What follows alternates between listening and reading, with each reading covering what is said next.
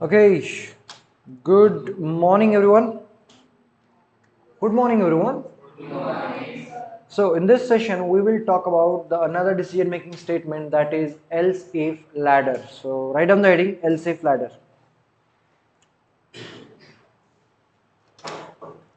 Else if ladder. In previous session we had a discussion over nested if else, I guess, right? तो nested if else हमने अच्छे से पढ़ लिया था, जहां पे हमारे पास 3 कंडीशंस होते हैं और 4 ब्लॉक्स होते हैं, right? Now in this else if ladder, now why we are calling it as a ladder, you will get to know once we go through the flow chart.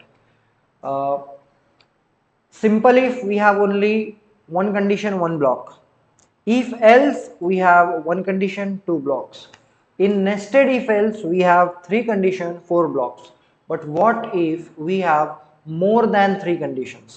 What if there are multiple blocks, more than four blocks to execute?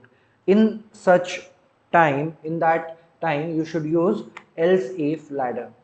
So how many blocks are there in else if ladder? n number of blocks. It's up to user के ऊपर निर्भर करता है कि वो कितने blocks use करना चाहता है एल्स इफ लैडर के अंदर. ओके आप चाहते हो आपके रिक्वायरमेंट के हिसाब से, आपके पास 5 कंडीशन है, 6 ब्लॉक्स है, you can use it.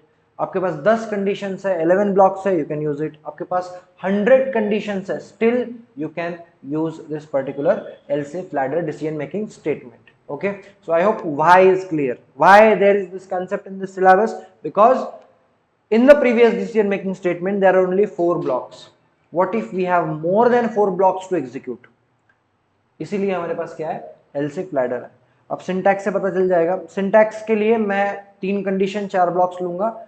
Still आप ये याद रखना कि you can have 4 condition, 5 condition, different number of conditions. Okay, now let's start with this syntax.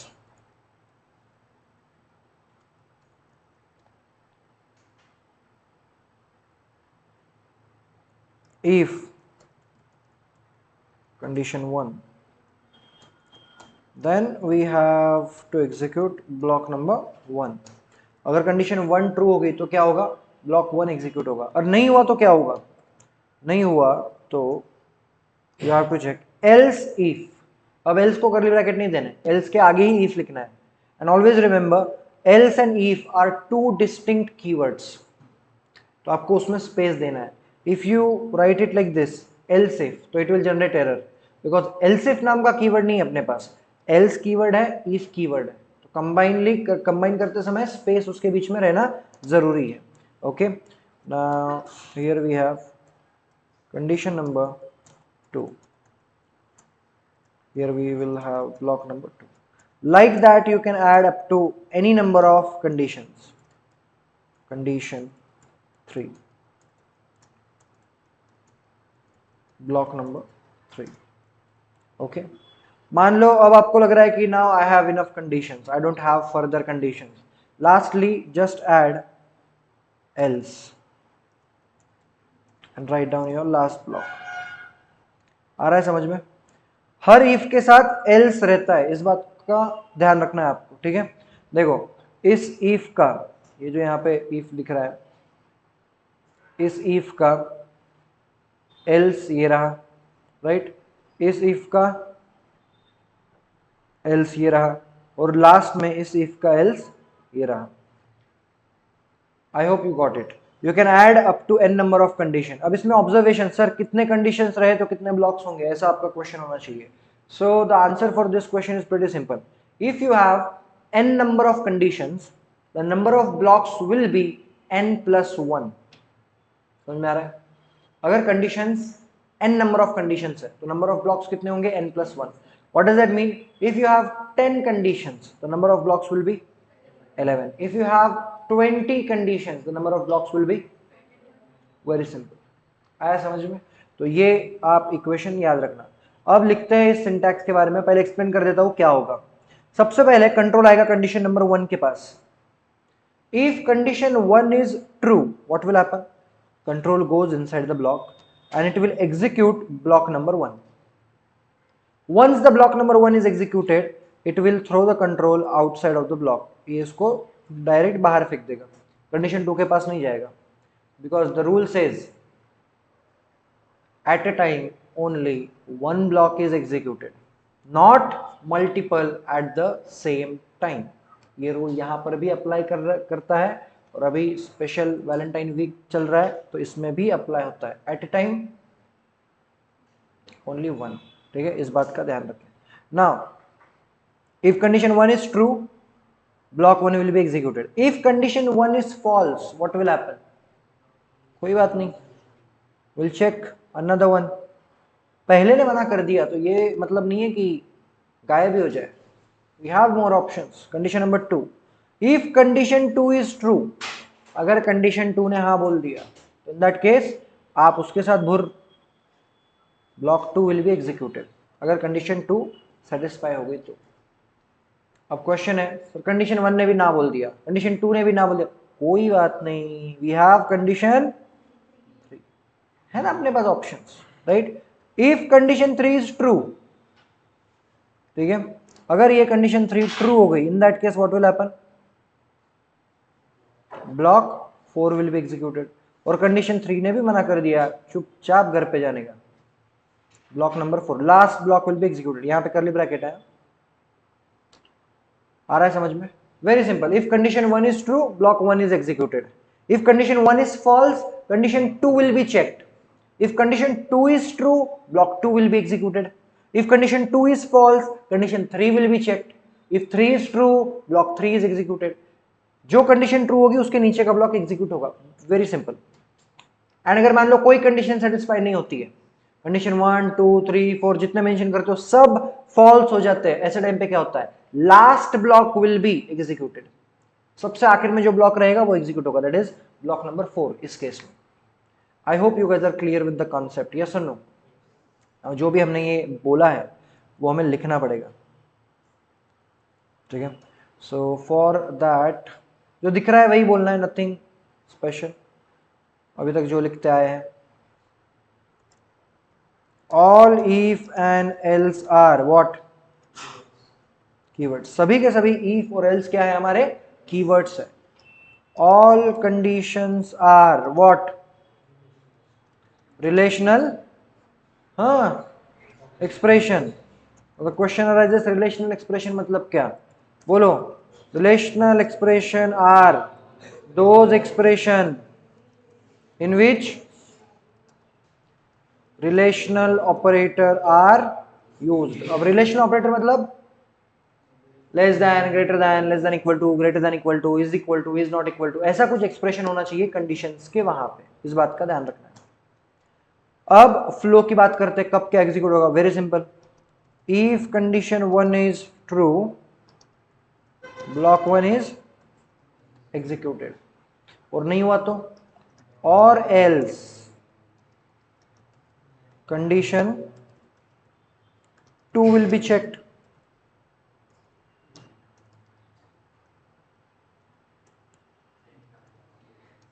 ठीक है, आया समझ में? If condition 1 is true, block 1 will be executed. If condition 1 is false, condition 2 will be checked. अब condition 2 जब check होगी तब क्या होगा, if condition 2 is true, block 2 will be executed. execute होना मतलब run होना, उसके अंदर के statements execute होंगे, run होंगे। और else अगर ये भी नहीं हुआ तो condition 3 will be checked. If, बताओ चलो आप लोग बताओ क्या होगा, if condition 3 is block, हाँ मौन व्रत रखने वालों, executed. And lastly, if no condition is true, then last block यानी के block 4 will be executed. मैं कहता हूँ झेपे कि नहीं झेपे, आया समझ में? And the golden rule of this week and this thing is, at a time only one block is executed, not multiple और all at the same time. सावधान रहे, सतर्क रहे, बड़ा ही गंभीर ये मंथ है, उसमें से ये वीक थोड़ा ज्यादा डेंजरस है, सावधान रहे। कहीं आप भी मल्टीपल ब्लॉक्स के अंदर अगर लपेटे में आ गए तो that is little bit weird. हाँ ठीक है, तो I hope the concept is very clear everyone, yes और नो? ओके, नाउ इसका एग्जांपल देखते हैं क्विकली। क्या एग्जांपल देखें? ग्रेड सिस्टम कल जो आपने किया था नेस्टेड इफ एल्स के थ्रू, राइट? What happened? बता, क्या हो, दिक्कत है? नहीं ना, ध्यान दो, सिखाते टाइम पे ध्यान दो, लिखते टाइम को तुमको जो बकचोदी करना है करो, कोई कोई टेंशन नहीं है। लेकिन जब मैं पढ़ा रहा हूँ तो मेरा सिर्फ इतना है कि पढ़ाते समय आप लोगों को ध्यान देना है। तो आगे आप जो करना है करो, नहीं रहा जा रहा है स्नैप भेज लो किसी को, बातें कर लो, कोई दिक्कत नहीं। कंसेप्ट पढ़ाते समय स्क्रीन के पास ध्यान होना चाहिए, इतनी ही डिमांड है अपनी, बस। चलो ना, hash include stdio dot h hash include conio dot h, after that void main.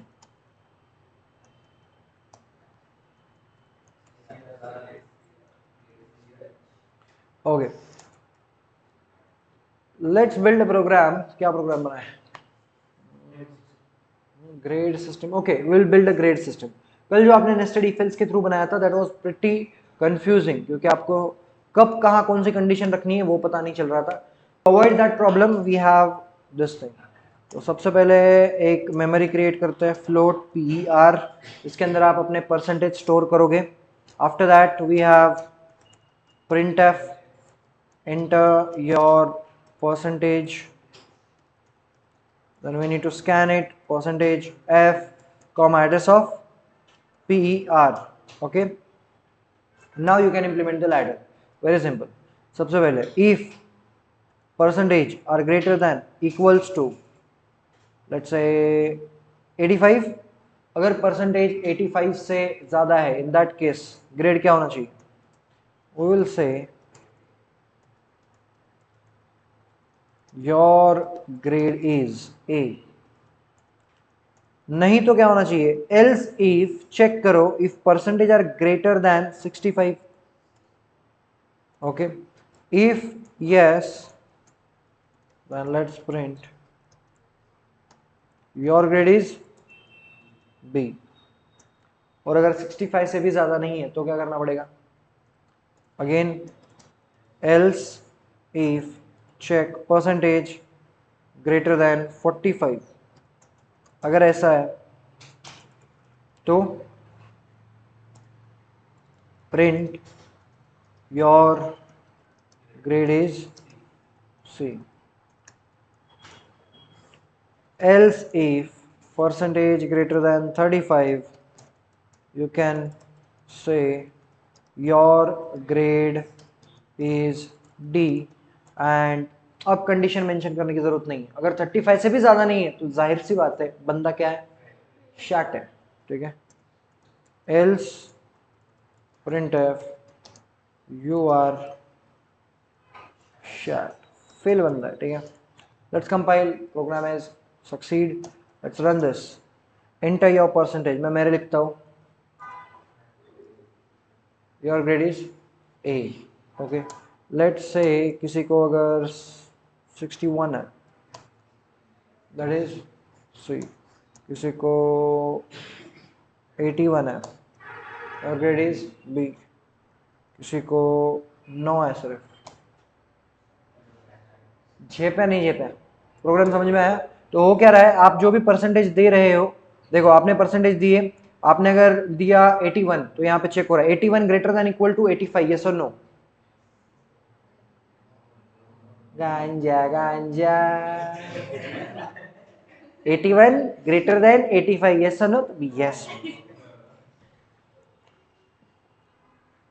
मेरे को चाहिए डीलर का नंबर यार, मैं अभी गोवा जा रहा हूँ, मेरे को चाहिए गोवा जाने से पहले। मुझे चाहिए आप जो जहां से ये कर रहे हो नशा पानी कि 81 ग्रेटर देन 85, यस बोल रहे हो, गजब। और एक बार ट्राई करते हैं, 81 ग्रेटर देन 85, इसके पास ज्यादा स्ट्रांग वाला है।